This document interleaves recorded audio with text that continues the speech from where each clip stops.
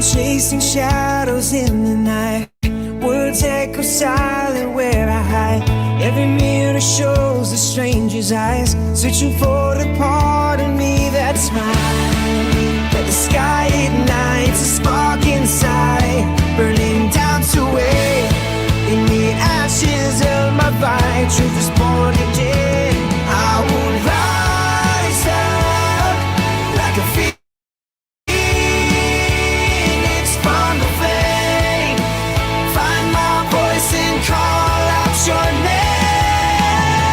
From the roots of what I used to be, I'll embrace the truth and set it free. Blinded by the weight of all my fears, I let them break me, shape my tears. Every scar's a testament to life. Now I rewrite the story in my mind. Yeah, feel the fire burning. I'm no longer turning away from the truth that's calling. I'm alive today. All I used to be. Rise up free, rise where we set me free. Rising high, Phoenix, watch me go.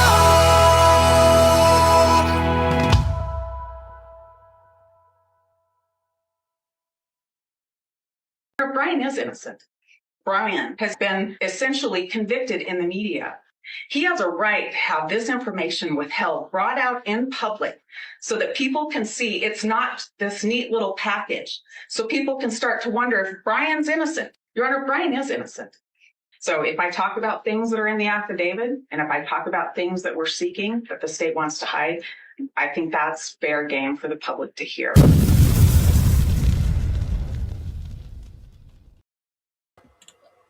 Well, good morning, afternoon, evening, wherever you are. It is early afternoon, I would say almost noon, where I am. And I am Phoenix, your host. And today we're going to have a different type of live. It's going to be pretty much like a silent live.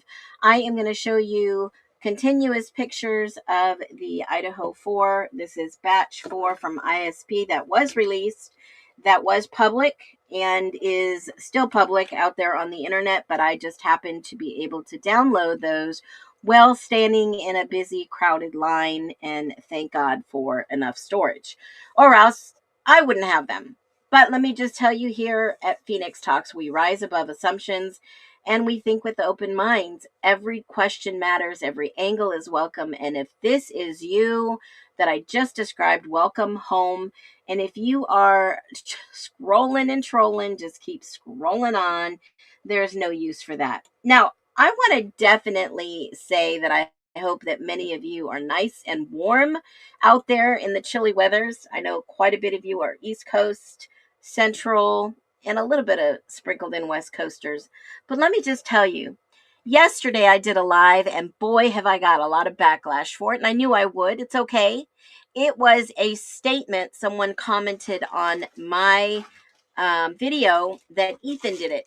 And I basically showed you how possible it was not that Ethan did it.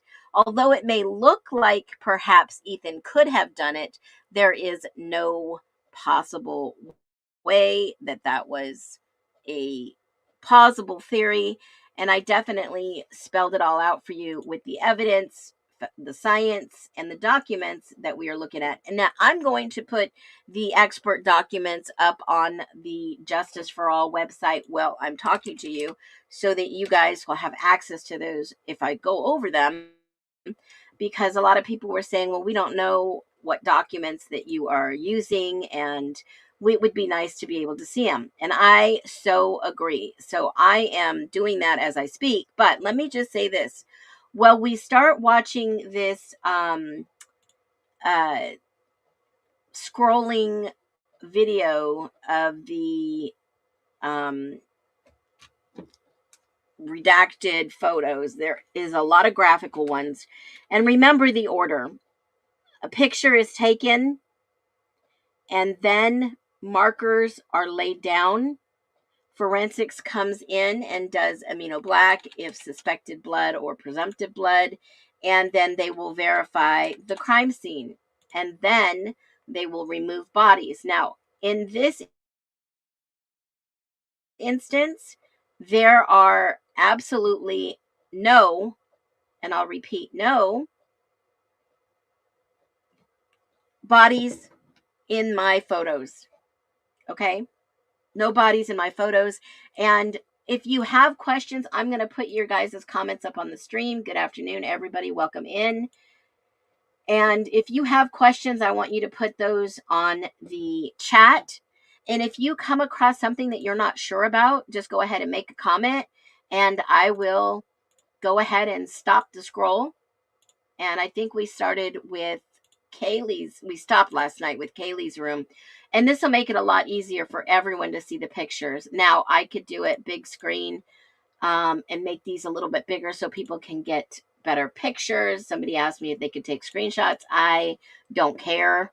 I'm not going to show you anything that's not been public, but I'll make them big enough so you can take a screenshot over the words and the commenting. But I'm going to leave the commenting up so that people can see what we're talking about. And if there's something you see in a photo that perks your interest, just type it in the chat. I'm watching the chat, and still claiming he's alive and serving time. It's just sick. What? Who is that, Tracy? Who is that? Who are you talking about? I don't even want to speculate. Who is that? I'm not going to put up any disclaimer. I'm just going to tell you right now. I'll put that banner up so you can still see that. Ethan. I saw someone post ago, probably the same person that told me that he did it. It's crazy. It's wild.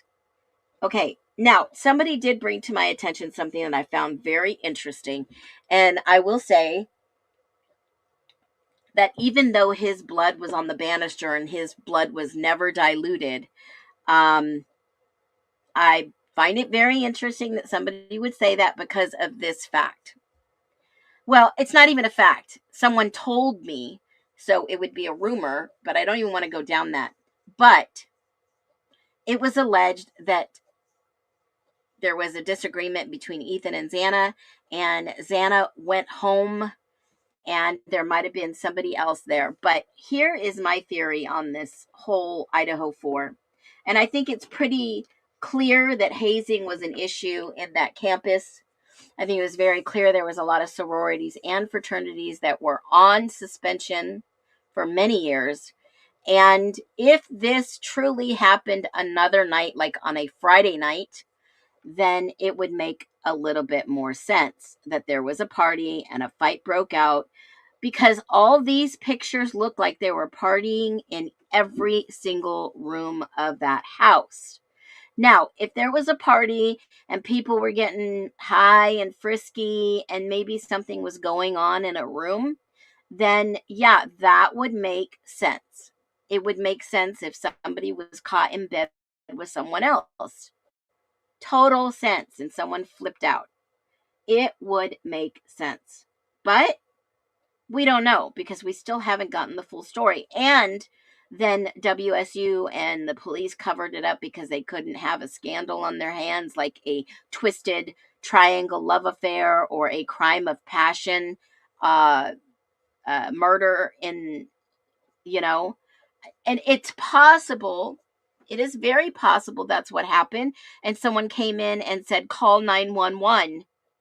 And people were like, no, we're not calling 911.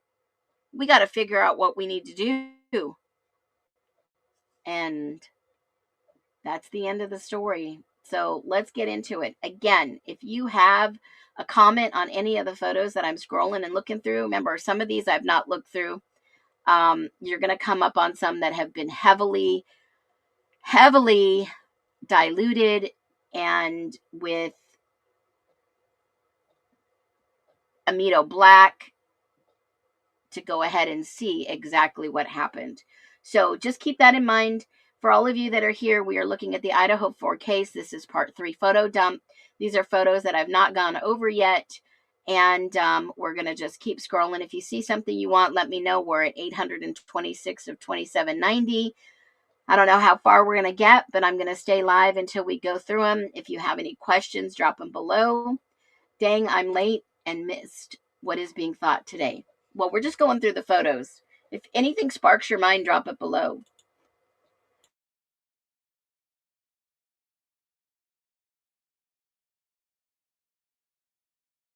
So here we go. It's going to be like a silent movie, unless I stop it.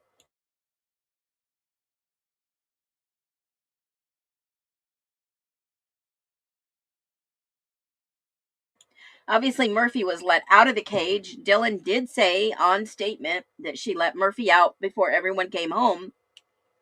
I don't know what "I let him out" means precisely, but he was out of the kennel. And it's kind of odd when you start looking at these pictures. You're going to have some thoughts racing through your head. Just drop them below.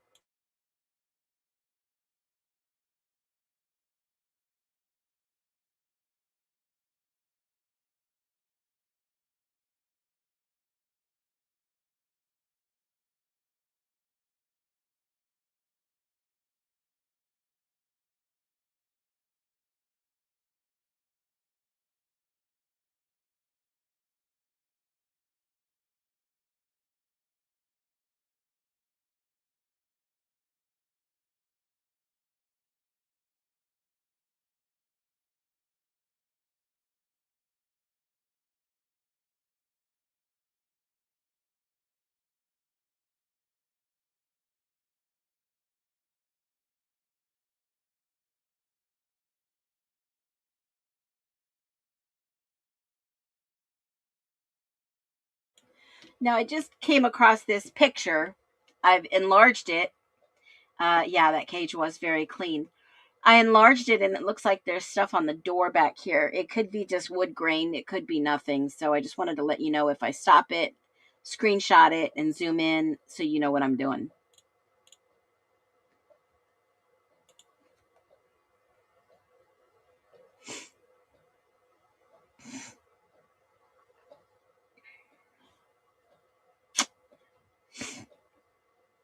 You know, one thing I noticed in Kaylee's picture is there is leaf debris, which made me think that maybe this back window door was factually open.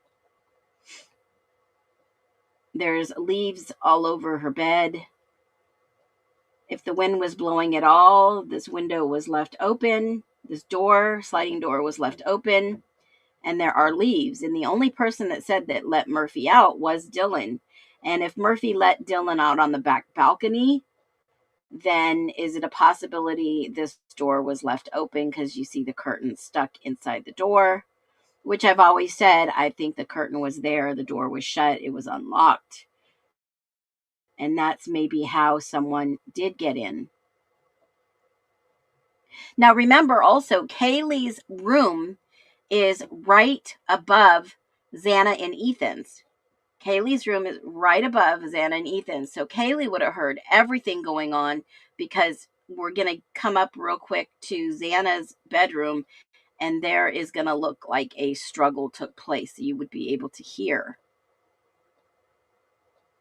what may have happened.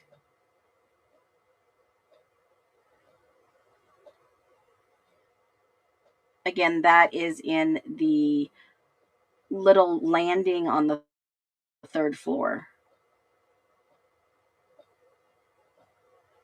And yes, some things are redacted. Those are pictures of family. But you see the leaves. That's the jacket she wore that night. So it looks like perhaps she did return home. I believe that was the jacket.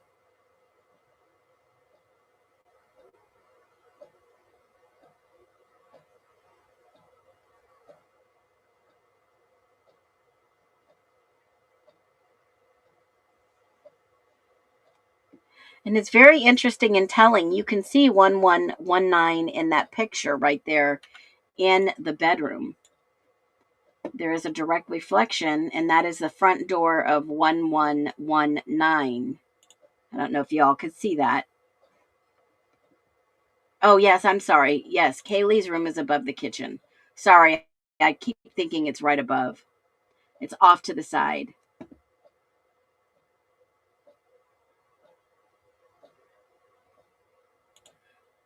Well, I think because everybody was out and they had returned home, she did make a statement in the interview that she did take Murphy out.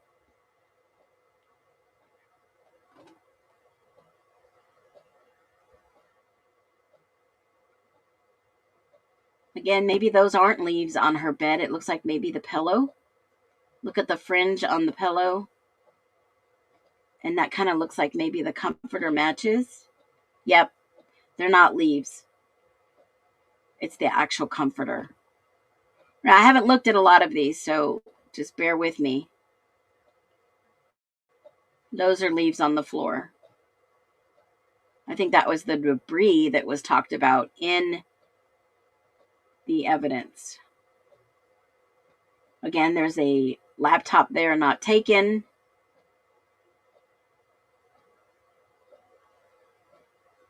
I wonder if when she got home she had time to take off her lashes.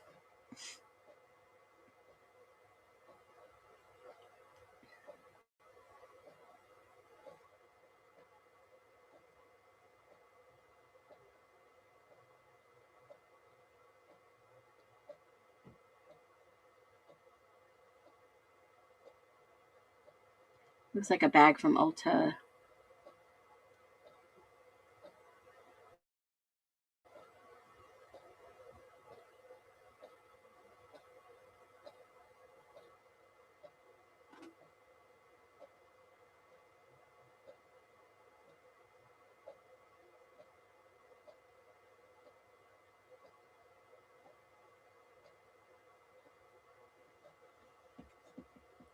There's the log cabin house.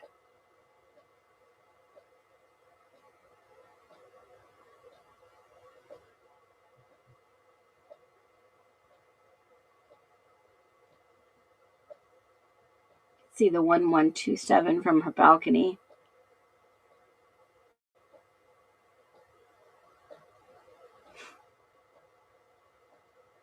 There's the 1119. Not sure what this house number is way up here in the hills. You can see 1127.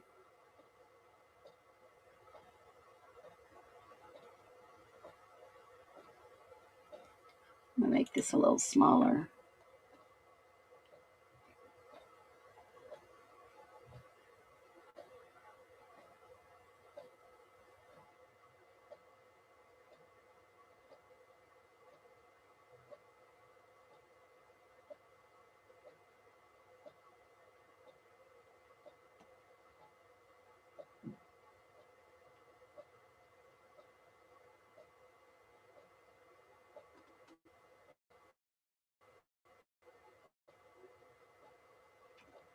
Looks like a receipt on the floor.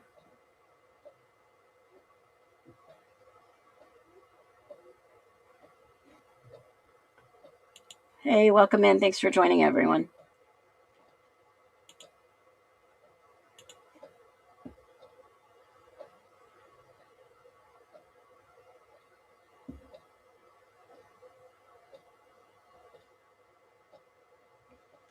I don't think that was Maddie's coat. That could have been Maddie. No, I don't think that was the coat. What does it say on it? Let me see. That was probably the wristband for the club or game or something.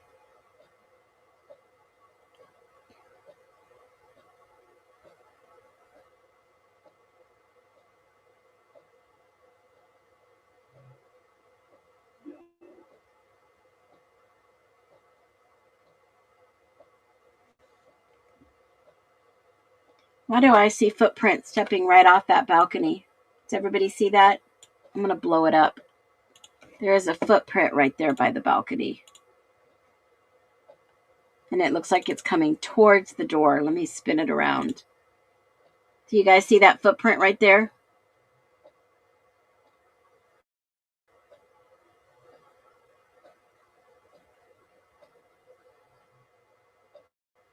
Did you all see that? It's right here. Let me flip the picture. Maybe that'll help. Let me see if I could do that real quick.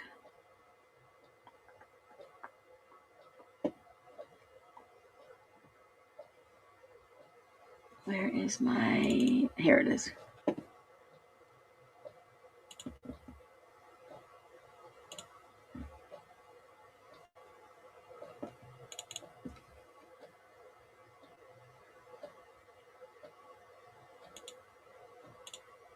Holy shit. Let me make this a little bigger and see if you could see it. It is a footprint. It's a boot print.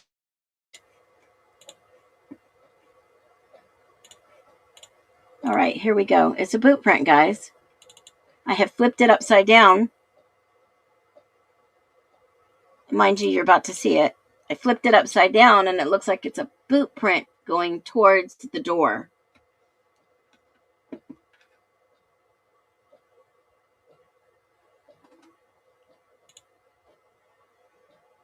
Yeah, that was a man's jacket. How far of a leap is it from the balcony to that dirt path? I don't know. I mean, we can only measure, I would probably say 20 feet maybe. That is a print coming down and walking towards. And what am I looking at? Let me show you. Let me pull my thing up real quick and I will outline it for you. And then show you this picture.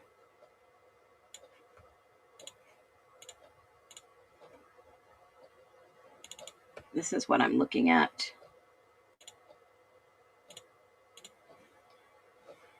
Everybody see that? There was a ladder on the side. Yeah, on the side of the house in the front.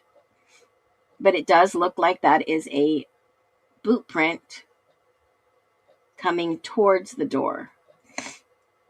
You see the little indent and then the back of the boot. There was a ladder at the side. Yeah. Okay. So let me go back to the pictures. Keep that in mind. All right. Let's keep going. Looks like that is a print. And it looks like a bigger print on the next picture.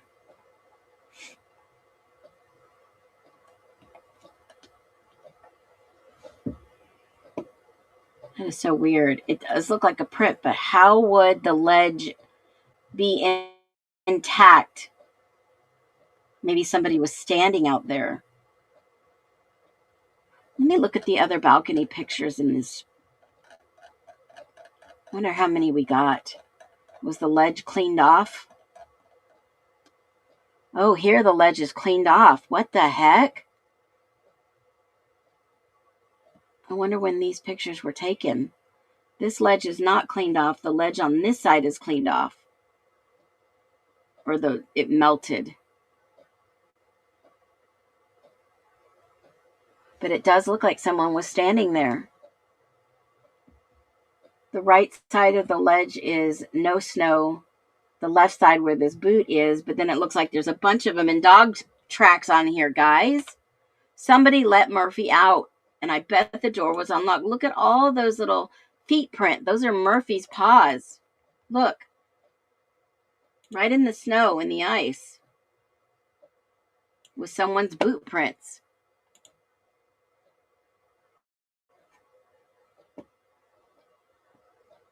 Look at all those little doggy prints in the snow.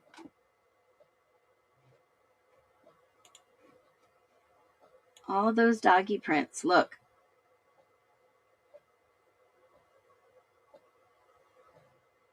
Sure don't see any pictures of them taking to see if the boot matched the one on the bottom. Wow. I'm talking about that night. This was taken the next morning. Even if she did, there are boot prints there that probably weren't there before if they compared to the boots in the bottom of the patio.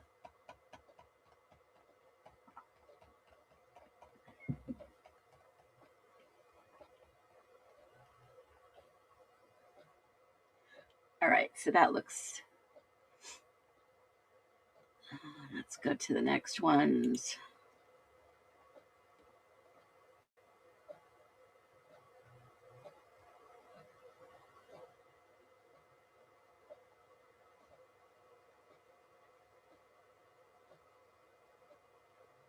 Snow's melting.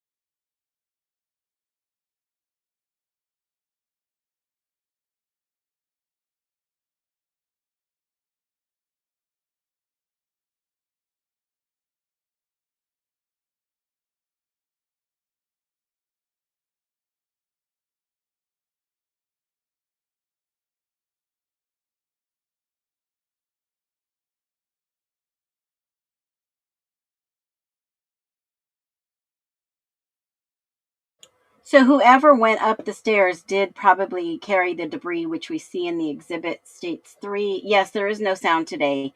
It's kind of a silent day. We're just looking at the pictures, but if you see something that I can't get past there being no red on Kaylee's feet. I feel like she was held down by her feet and hands in the bed. It's so weird, no snow or moisture got tracked. Could have left him outside. No, we're just going through the pictures. If you see anything that is alarming or maybe has something,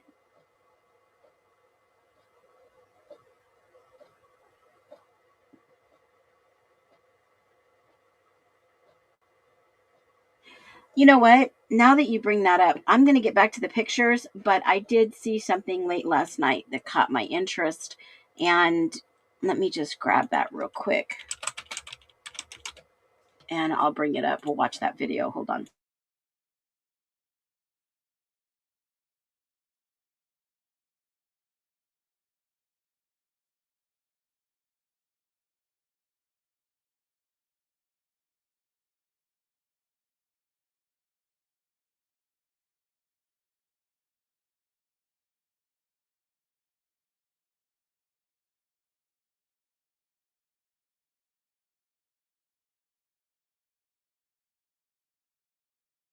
If y'all haven't seen this, this is pretty darn interesting.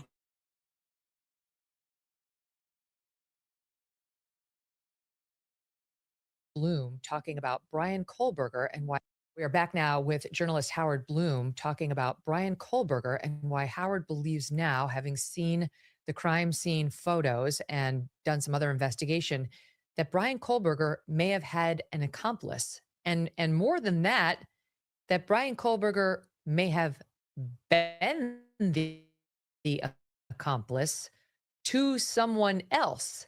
Now, Howard, one of the most interesting things that you raise in your piece, positing this possibility, is you harken back to the moment Kohlberger was taken into custody, and one of the few public statements that he made on the record about this case, and the very first question he asked the investigators when he was arrested.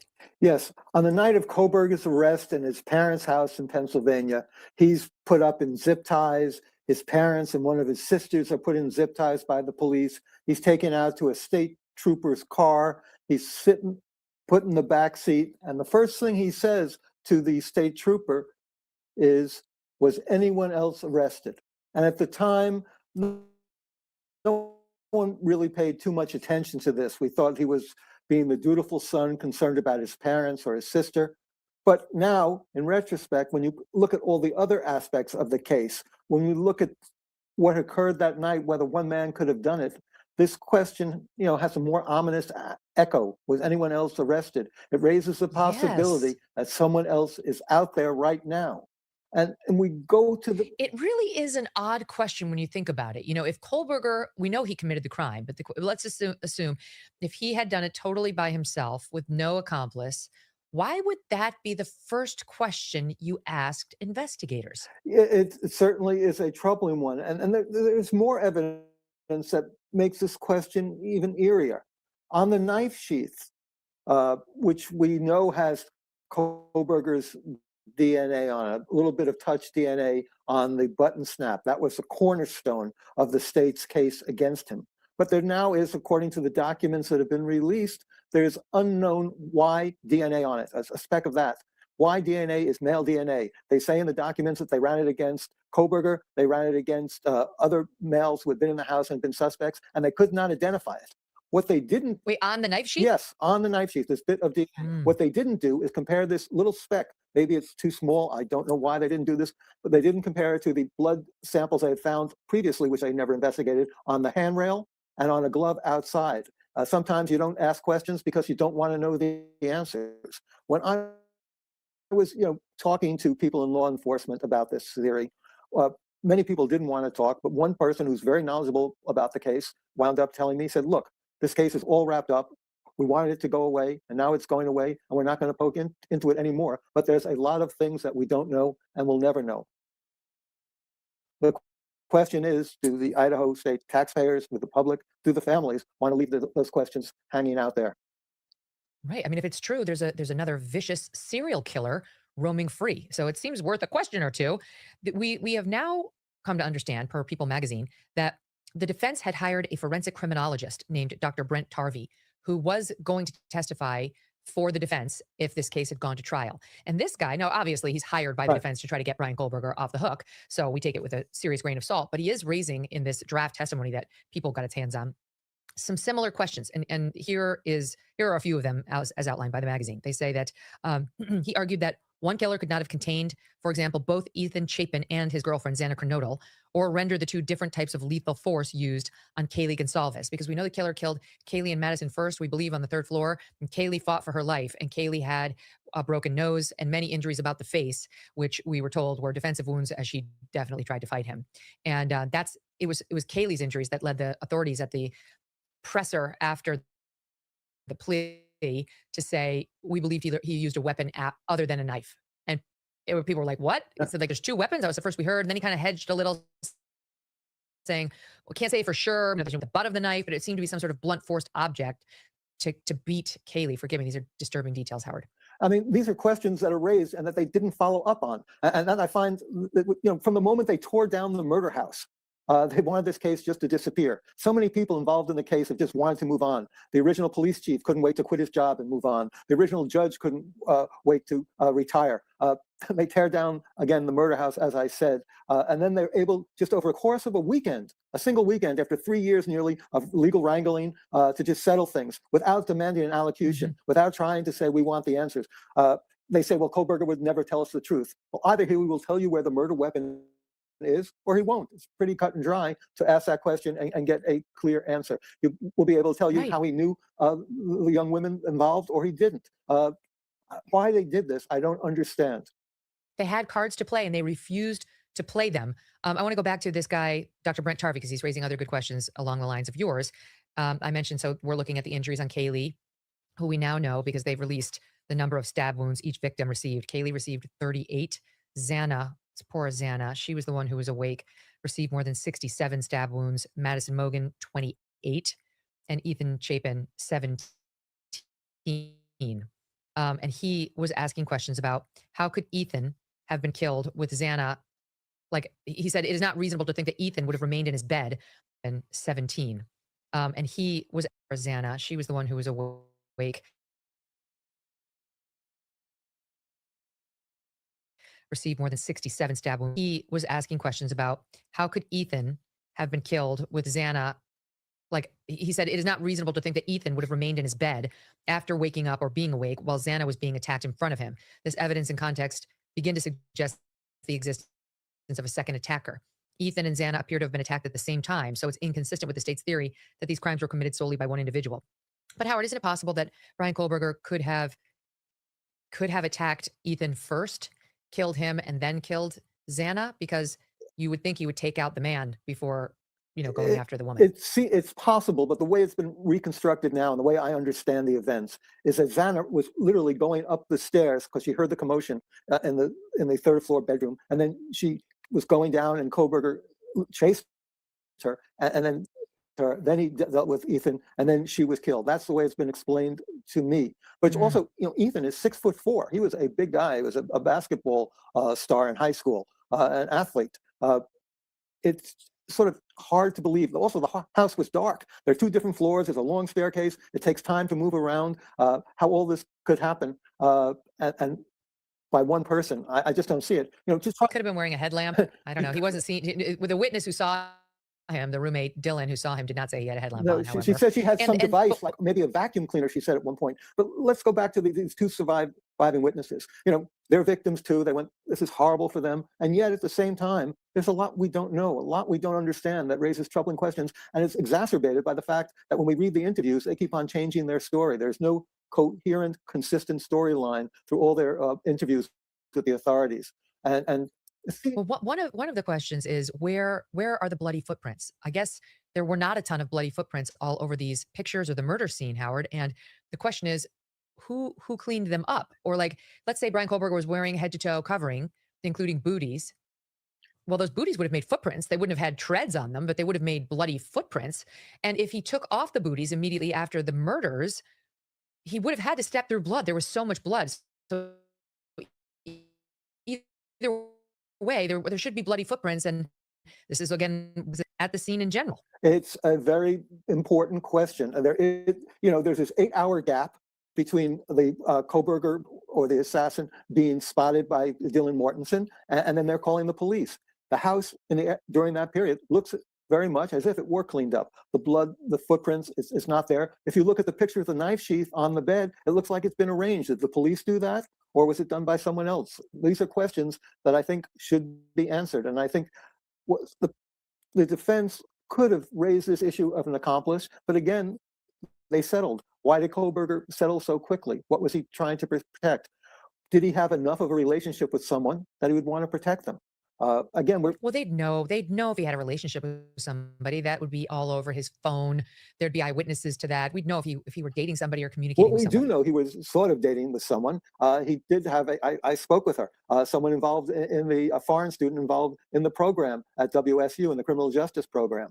And it was known in certain circles. They would say, "Oh, she has a Kohlberger." That's how they sort of made fun of her at the time, or mocked her. That was her boyfriend. And there's more we're learning about Kohlberger.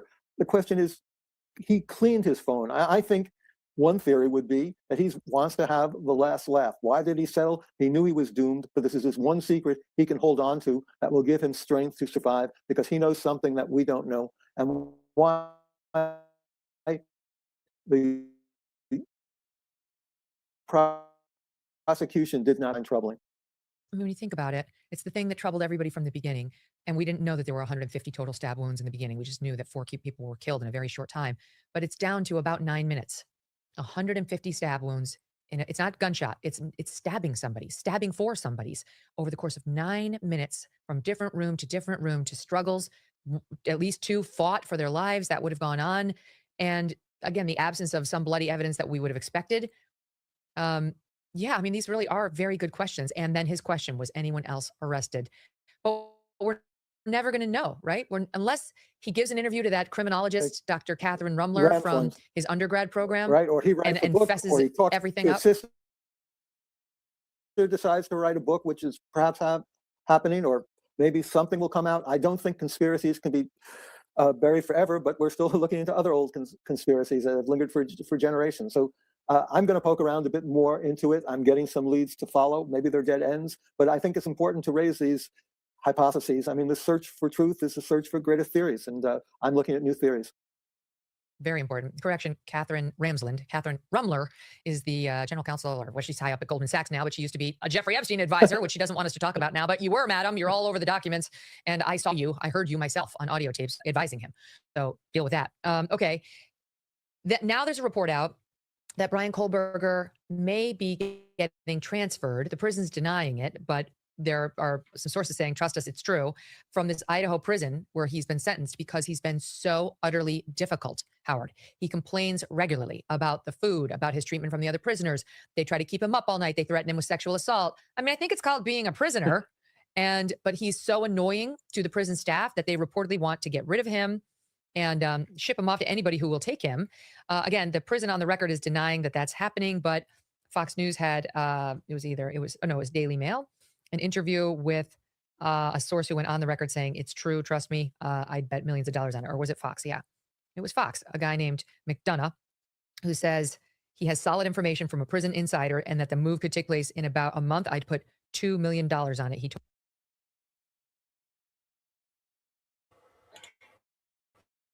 Okay, so this is the video that they are talking about that I was going to play next, but I'm going to go ahead and get cut to it. Went to the 3rd floor and with a knife killed Madison Mogan and Kaylee Gonzalez. He encountered Xana and he ended up killing her also with a large knife. Ethan Chapin, Xana's boyfriend, was asleep in their bedroom, in her bedroom, and the defendant killed him as well. Trending in true crime this morning, new questions about whether Brian Kohlberger is potentially going to be moved to a new prison. A while back, this reportedly leaked video of Kohlberger behind bars, showing him there. There have been some questions about its authenticity, but Kohlberger has been complaining about jail life, apparently, ever since he was thrown in prison for killing 4 University of Idaho students. Some of his gripes apparently include a lack of vegan food options, the quality of the bananas, and harassment from fellow inmates. He's currently being housed at the Idaho Maximum Security Institution in Kuna, Idaho, in solitary confinement. Prison officials say he is not being moved. In a statement, a spokesperson said the Idaho Department of Correction is not aware of the source of this information and is not considering a move for Brian Kohlberger. But a law enforcement source says it is true that Brian Kohlberger is being moved. And that source is joining us live right here on Opening Statements, former homicide detective, friend of the show, Chris McDonough. Chris, good to see you. All right, what are you hearing, and what do you have to tell us? So, good morning, Ted. So I have a reliable source inside the prison system that has shared with me that IDOC is currently considering possibly transferring him to another facility via an interstate pact agreement, which basically is an MOU between prisons to house other inmates. This is already going on through IDOC, where they house hundreds of other inmates out of state, primarily in Arizona, Texas, and Colorado. So this is not unusual for these types of conversations to be taking place. Yeah, the Richard, main driver. Oh, yeah. Go ahead. Yeah, one example is Richard Allen, the Delphi killer out of Indiana. He's now in Oklahoma. I guess you were just getting to that. What does motivate an institution to say, you know what, let's dump this guy? Well, in this particular conversation that I've been made aware of, it's primarily because of overcrowding and the fact that he's such a high maintenance, right? The capacity was designed or the IDOC prison was designed for about 8,000 inmates, and currently they're carrying about 10,000, and they're also short-staffed. So this is the overcrowding conversation, which is the key factor, I believe, that would probably be considering this type of a move. And for the institution, having someone like him does take more resources just because of the nature of his high-profile crimes and the fact that he's a target. They basically have to protect him, which is ironic, but true. Yeah, exactly, Ted. And my source indicates that they're aggressively pursuing this. However, ultimately, it is up to the facility, and they also have to get another facility to agree to accept him based on what you just said. He is such a high-risk inmate. Do they put him, from one problem to the next in another facility? Let's bring in criminal defense attorney David Gelman to join our discussion. David, good morning to you. This is a guy that is a target, and there's no doubt about it that a prisoner in any of these states that he might end up in is waiting because he's the worst of the worst. How does that factor into all this? And what's your take on the reporting from Chris here that they want him out of Idaho? I believe Chris. I mean, I'm sure they want him out of Idaho. And did Kohlberger think that he was going to the Ritz-Carlton or the Four Seasons or something like that? No, he's going to he's going to a penitentiary for the rest of his life. He knew that, but this is kind of hard for the course, it sounds like, for him. He's a very high-maintenance individual. Oh, he doesn't like the bananas that he's being served. I'm so sorry. Your vegan diet isn't vegan enough. There are these things with Kohlberger that it doesn't matter what facility you're in. If you're in Idaho, if you're in Texas, if you're in Kansas, it doesn't matter. There's going to be the same things. But I understand where Chris is coming from. There's an overcrowding issue in prisons, not just in Idaho, but it's throughout the country, as we're well aware. We need more prisons in this country. And I probably best that he does go other individuals that are able to watch him 24/7, and to be able to have an individual to do that, they can't have the overcrowding population. So probably would be a good idea to ship him somewhere else. Chris, are these private prisons that are the ones that are saying we'll take him, or why in Colorado, Texas, and these states do they seem to be the dumping grounds, Oklahoma, for difficult inmates? What's the motivation for them to say, "Oh, we'll take them"? Well, I don't know if these particular prisons are private. There are many private prisons, of course, but I don't know if they're having conversations with a private system as a whole, that's taking place. And of course, Brian wouldn't be told this until likely the day of transfer, and possibly that's why IDOC is downplaying this currently behind the scenes. So, David, what do you tell a client that's heading off to prison that you can't win them all? Sometimes you lose a case and you got a guilty person next to you. What advice do you give? Obviously, you're not representing Brian Kohlberger, but anybody is in potential peril. What do you say? I tell them, keep your head down, do your time. You're going to come out of it a better person, hopefully. It's what can you really say? I've never been in a situation going to prison, and so I imagine it's pretty tough. But these individuals, you're going to be sentenced, and you're sentenced within like 6 months or 6 weeks, 8 weeks in New Jersey. So you have time to prepare for it. And I think that's all you can do. Kohlberger is obviously a totally different animal together because he ain't coming out. So it doesn't matter if you keep your head down or not. You're not coming out of there. You're in there for your life, buddy. Yeah, the old pine box. That's how he's going to get out. Chris, thank you. Appreciate your availability this morning.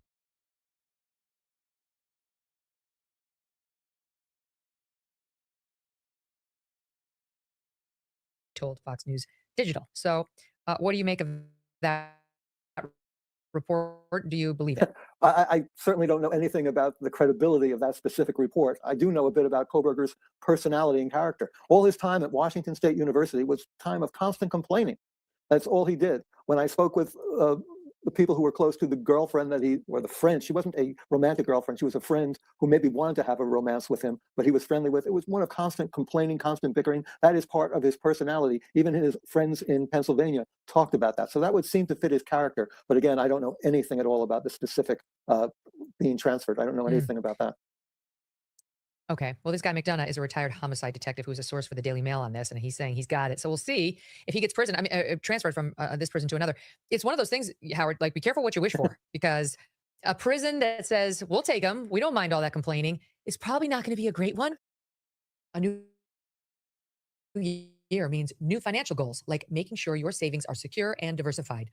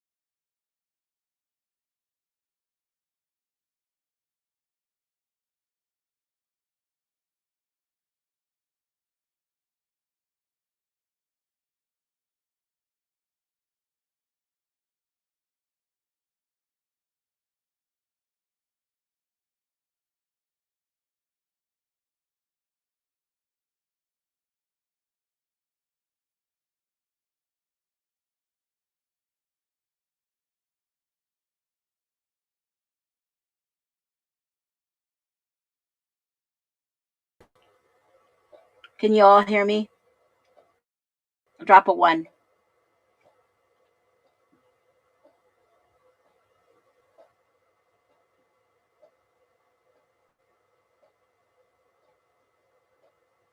Okay, you can hear me.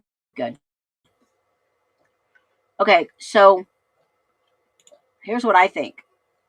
Those were Ethan's pants that he had on the night of the Bella Ball. So that would make sense that they came back and they were in bed. His pants are at the end of the bed. That would totally make sense. But if somebody drugged them before they left the party, then they would know his response or reactions.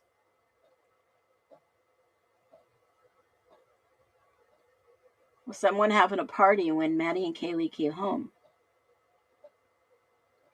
I would probably say yes.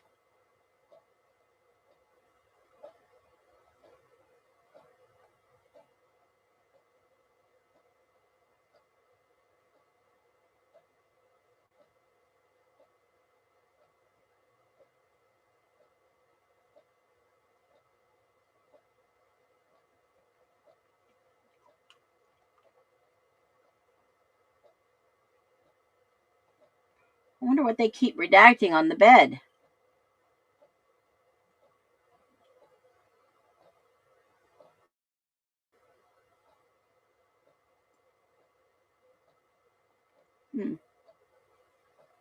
I wonder.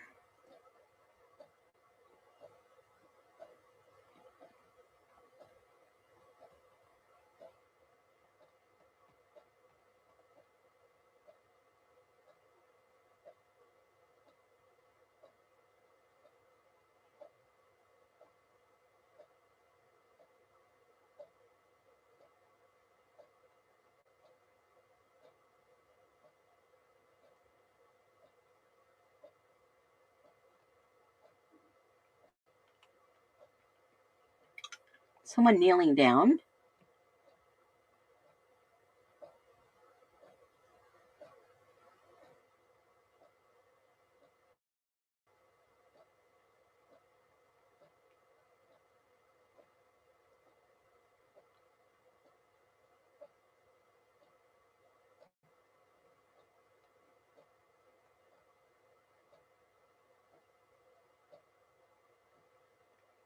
Someone's feet print. Bare feet.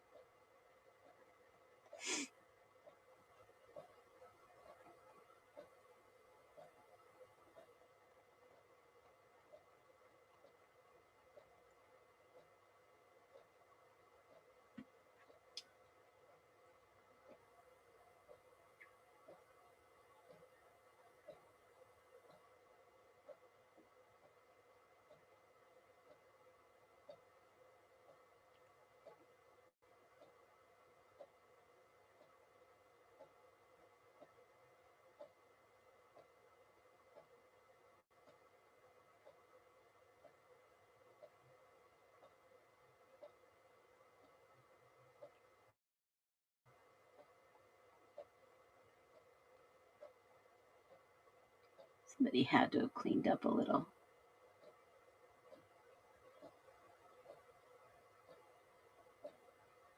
This is so wild. This case is so freaking wild.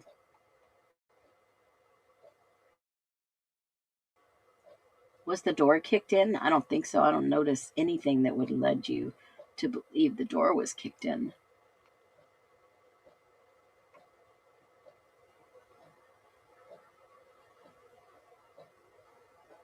There's the jacket. Well, they moved all that stuff.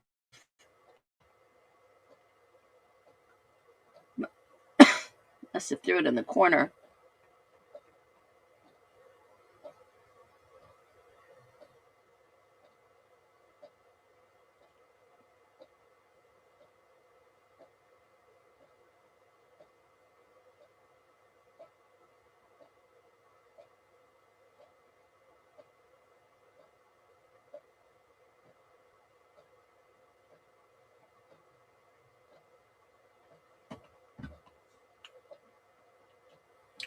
Look at his pants and jacket.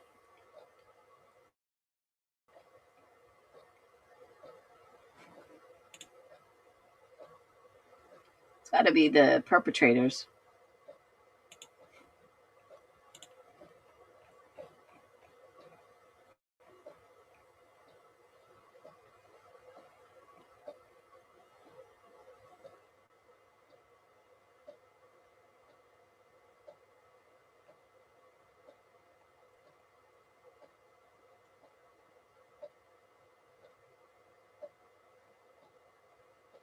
Math.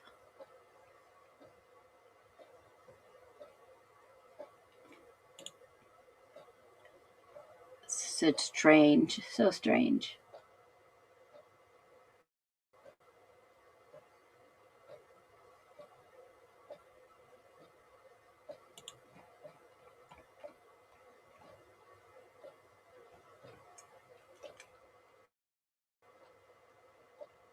Y'all want to see something really odd? You know, I followed the John Benet Ramsey case for a while, a couple years. Go look at the legal study that was done on that case. Boy, that will blow your mind. Some law firm actually did a legal study on it.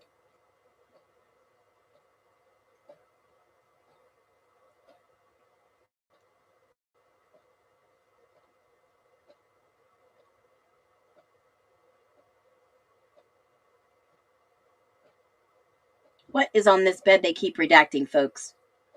What is on this bed?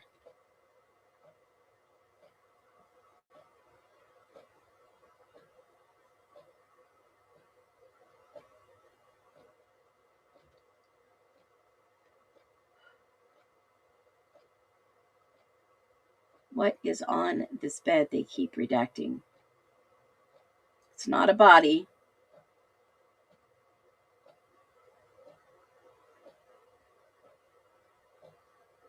Definitely not a body.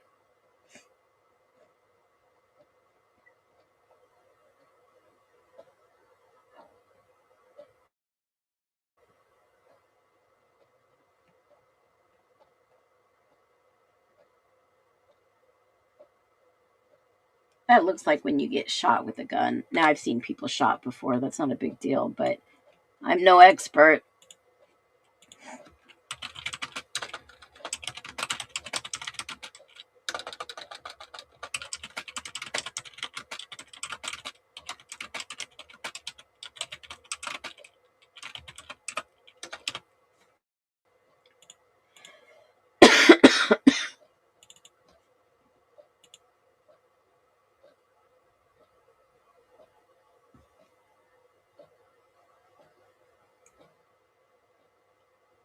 Nope, it's not fine enough.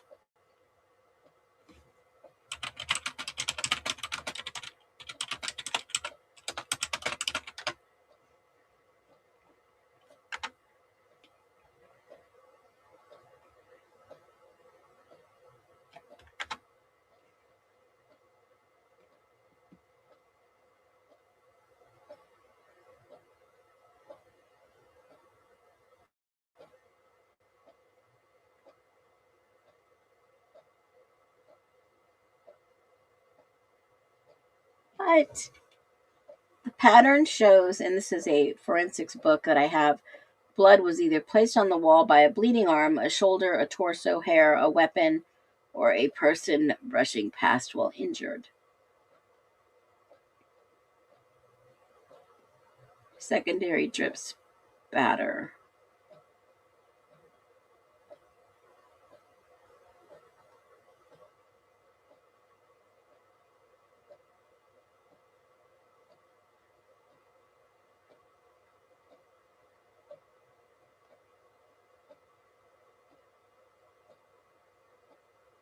Stab wound bleeding out. Oh, that's interesting. They keep redacting something right here on this bed. What is it? Something they don't want us to see. It's not a body. Those are his shoes he's wearing in the picture that night.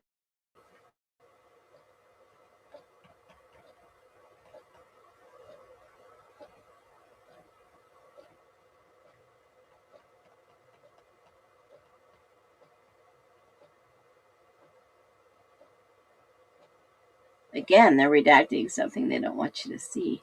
What would be on the bed?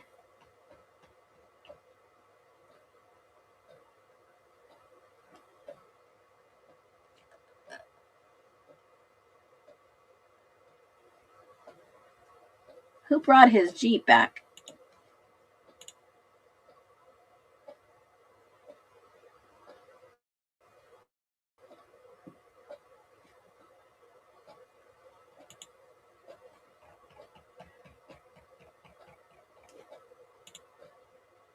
Wonder who brought his Jeep back.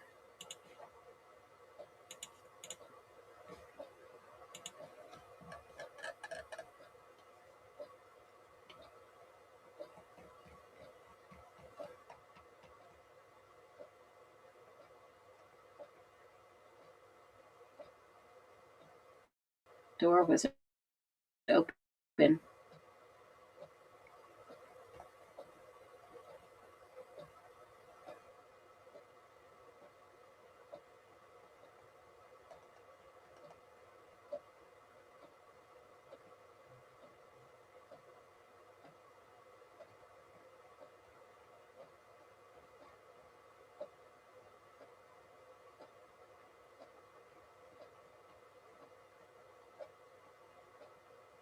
This was the next day they went back.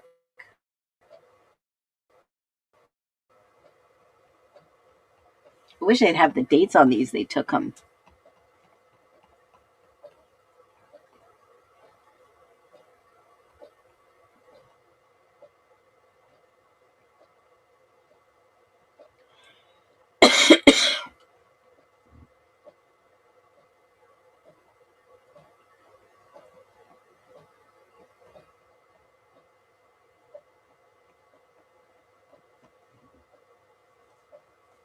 A lot of these pictures. Looks like somebody's teeth, unfortunately.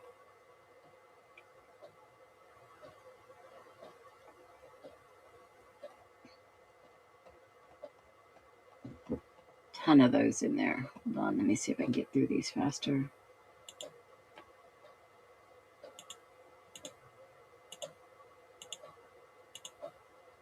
Oh, maybe it's an old French fry.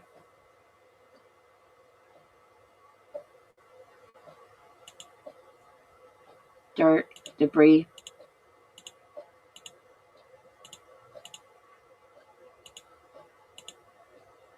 Glass. Glass. Maybe a glass.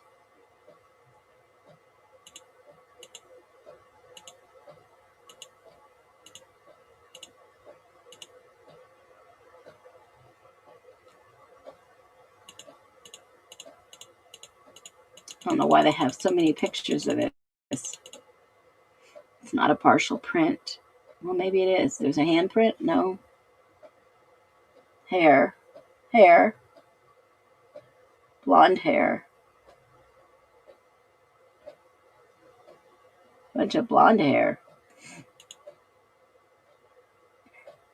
Brownish blonde.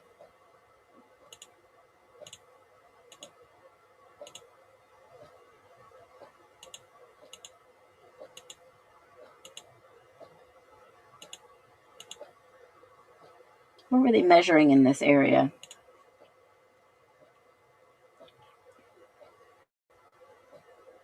Print?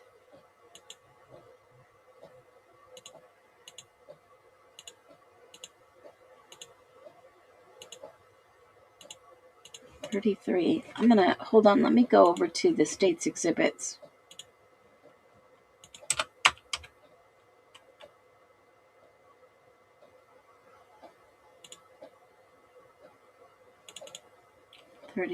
Item number 33.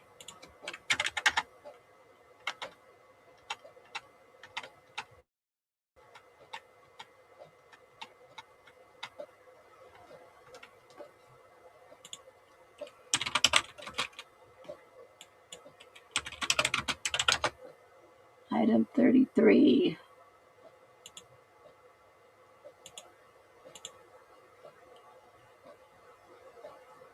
Item 33.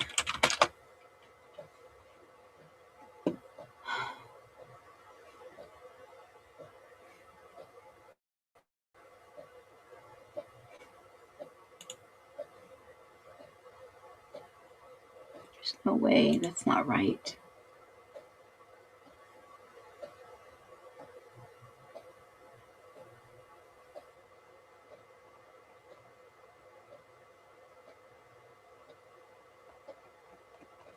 It was 33. Let me go to the forensics reports. Hold on. I have item 33.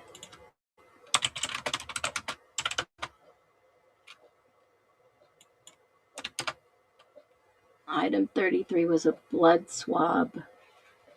No, that's not it.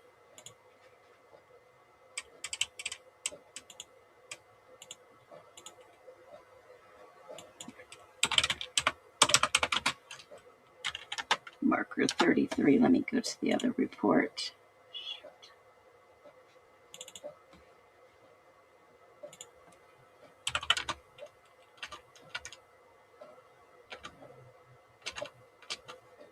It's 33.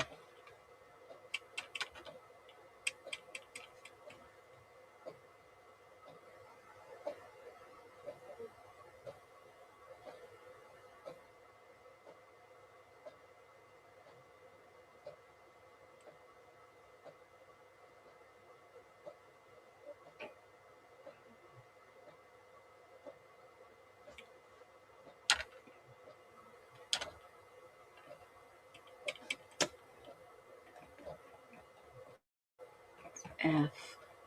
I'm going to get there. Hold on.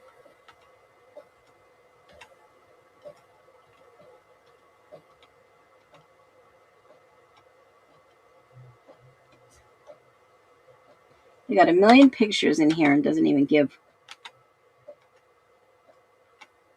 one description on this marker 33. But yet they have a ton of pictures.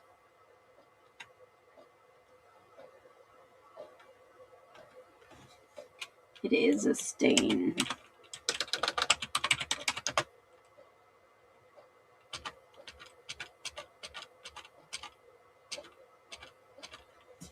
And it's not in this one either. I'm looking everywhere for it. Why would they take so many pictures?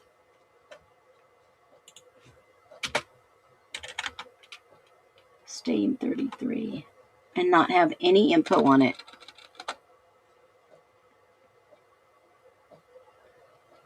$27.23. Would they have nothing on it? It's got to be in here. 38.28. Unless they didn't talk about it. It's the only thing I can think of.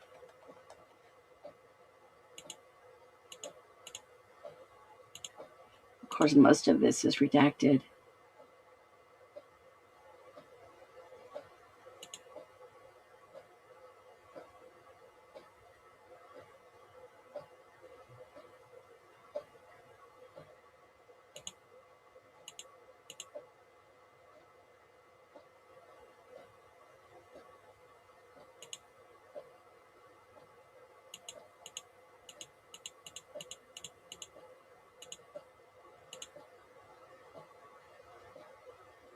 Marker 35.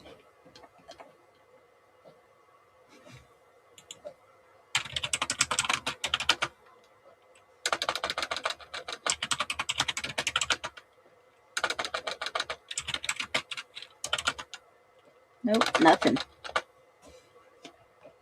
Wonder why they overlooked it but took a million pictures. Doesn't make sense either.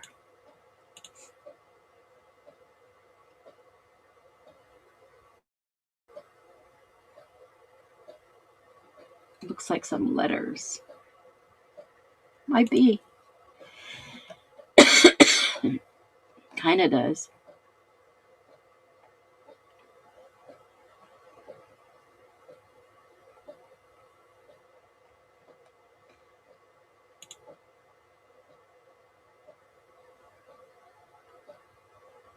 What does stain 33 have?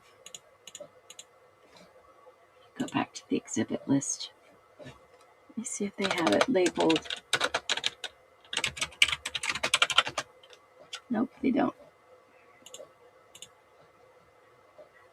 Marker 33.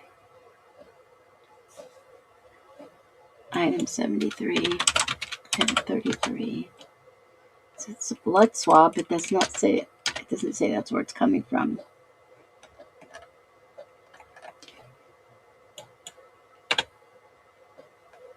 That is so odd. I'll figure it out.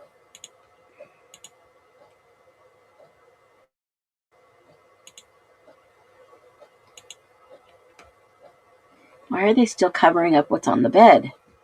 There's his underwear. 30, 31. Let me see if there's a 31 in there.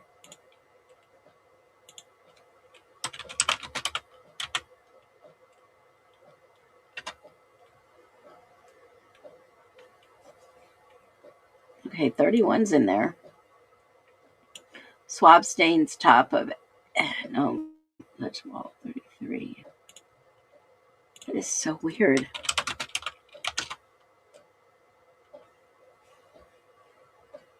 They don't match.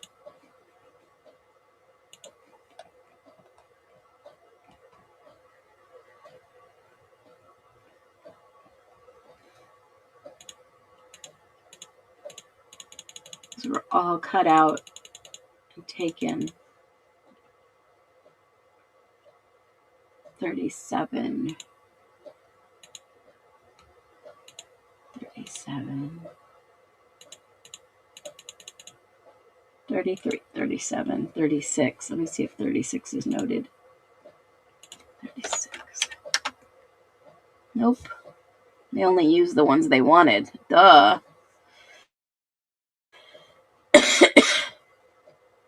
37. Nope, they didn't use 37 either. What the heck?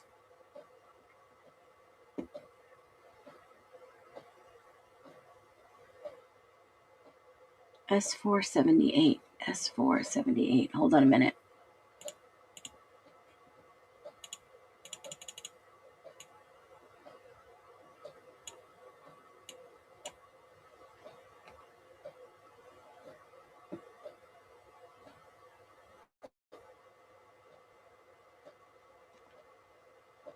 Does it say something about 33 here?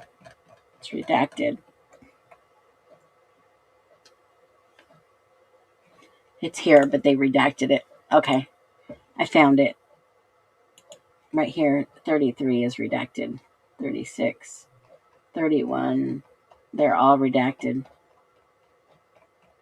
When you get to 61, it talks about the stains from third to second floor. Presumptive for blood. 64, light transfer.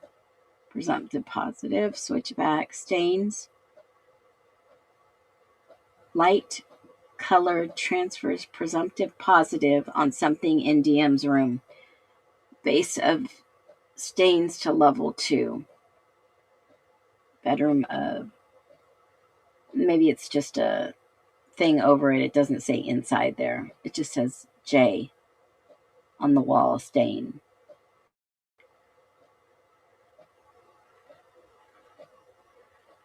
Transfer movement. So Maddie was moved too. Maddie was moved. Kaylee was moved. You can't move yourself after. So it was transfer. Maddie. Stains M&L. Light transfers presumptive positive.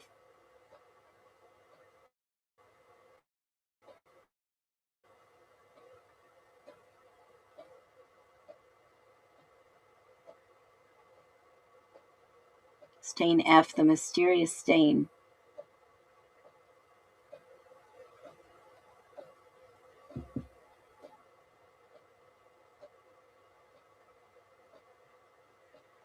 Diluted stain 39. Stain F was a splatter stain.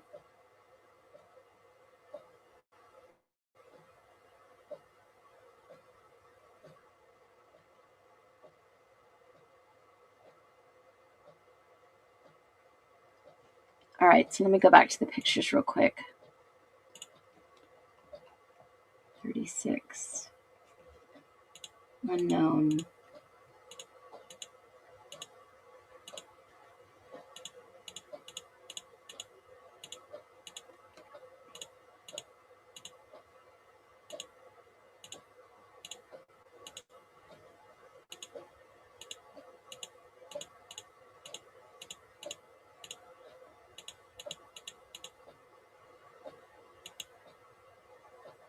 $58. It's 58. 58. Near the bathroom. It's redacted. Shoot. Boy, they redacted a lot of this. Shh.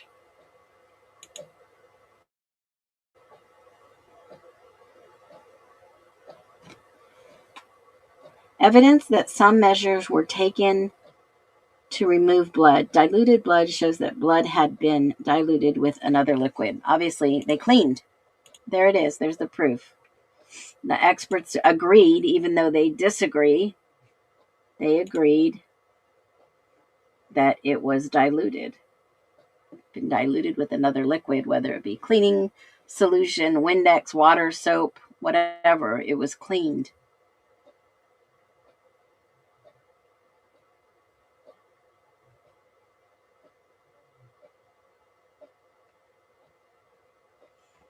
And all this other stuff was redacted. All right, let me look and go back to the pictures. Here we go.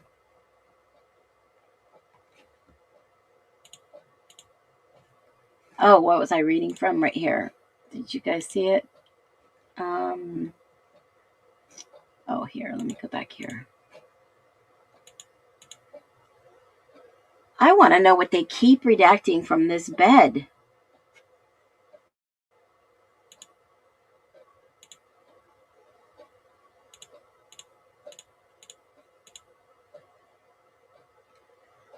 What do they keep redacting?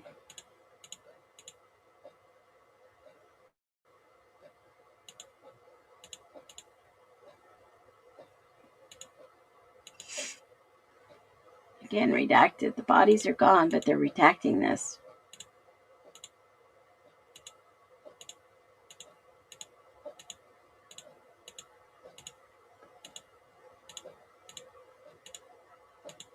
Something they don't want us to see. What would that be? Anybody have any clues? This is a great question. It was done cleanup. It was cleanup. Absolutely cleanup. And I'll just keep going through these pictures. If you guys don't want to hang out, cool. I'll just keep scrolling through them so you guys can get them yourself.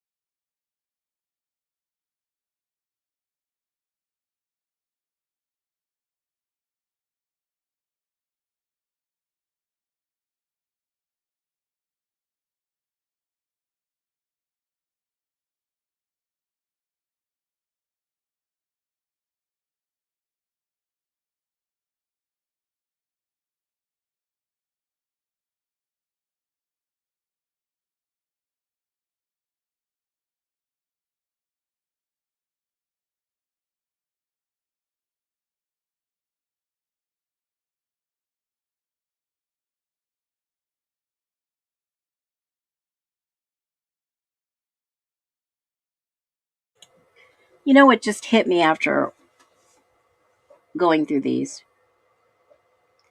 Remember how they were looking for Xana and Ethan and no one knew where they were after a certain time?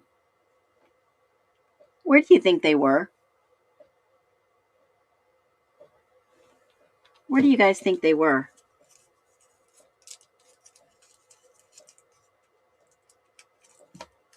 Exactly. Where do you think they were? Everyone said they didn't know. Everyone that was questioned, some people had some pictures, allegedly. Where do you think they were?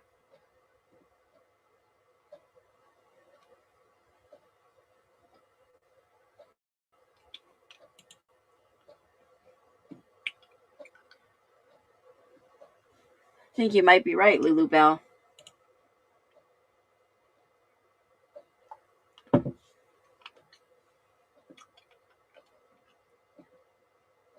I think you might be right. Somebody came in and parked the car there.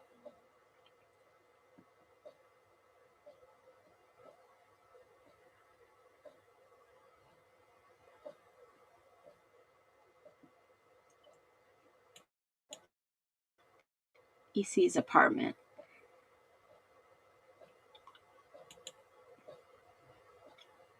I wonder.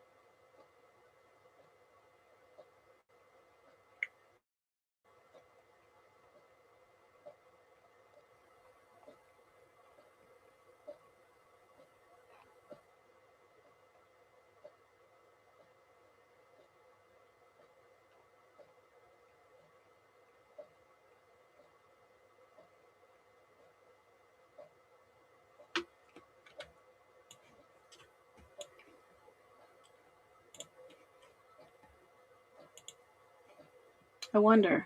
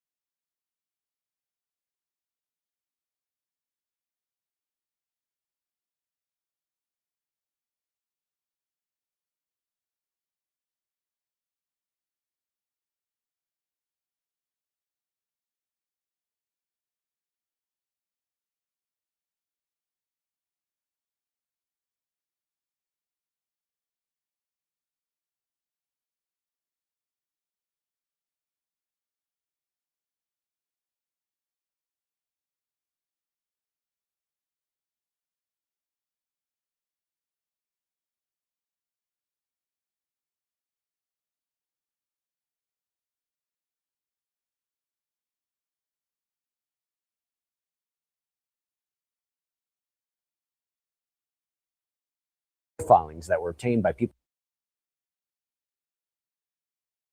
magazine, the defense had hired an expert forensic criminologist, Dr. Brent Tarvey. And while the entire outline is under seal, Dr. Tarvey did say, and I quote, "At least 2 suspects were involved in this attack, 2 killers."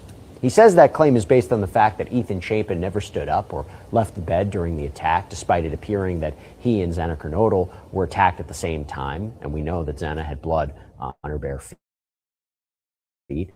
Joseph, is there anything to this? This idea that Ethan never got out of bed, well, maybe there was not an awareness. Remember, Xana had just been up and she had received a food delivery just minutes before. And Ethan never left the bed. So how do we explain that? Well, one of the big questions here that I think a lot of us are dying to know at this point in time is toxicology.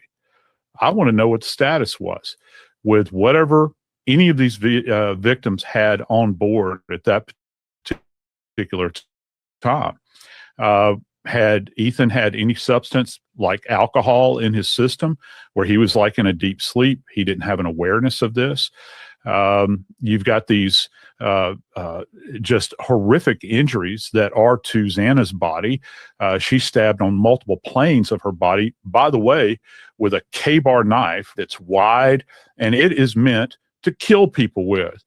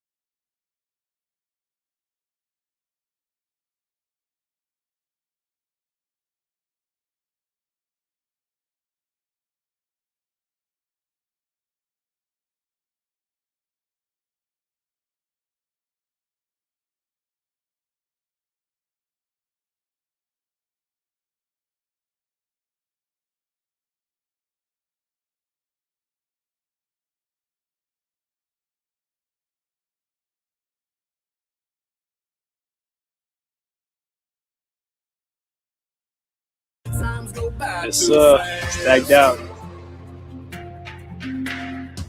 It feels like yesterday I walked in that bar, wasn't looking for. We're watching our kids growing up in a flash. Don't it feel like the good times go by too fast? Yes, sir. I wish time would take a little slower. I did, sir. Feels like a blink.